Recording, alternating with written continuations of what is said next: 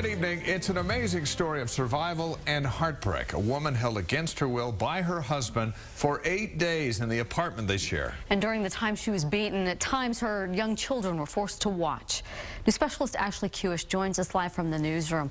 Ashley, how did she finally escape? Well, Dave and Deanie, the woman finally got away when her husband fell asleep.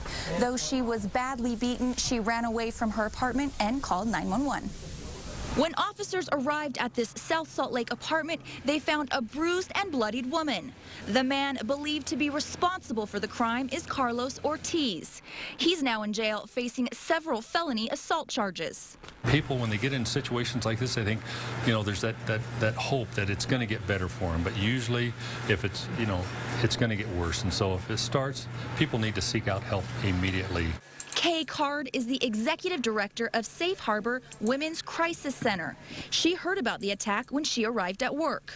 Well, I automatically thought certainly that's domestic violence, and that just didn't happen. She says in most cases of domestic abuse, there's a common thread.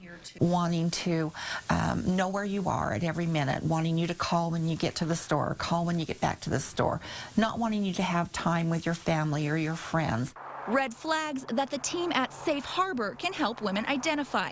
But now shelters like this are at risk. On Wednesday, the Senate failed to reauthorize the Violence Against Women Act. It was established to create services to victims of domestic violence throughout the country. Now, Utah's $1 million portion of a $1 billion pie is gone. It helps cover caseworker expenses. It covers the roof over the head, the clothing, the medication, the assistance that they need when they come to shelter and need to start their life sober. This shelter and others throughout the state will now have to look elsewhere for much-needed financial support.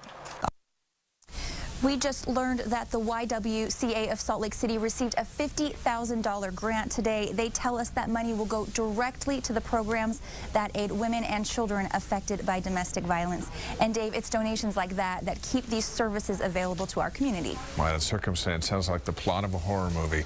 Ashley, thanks.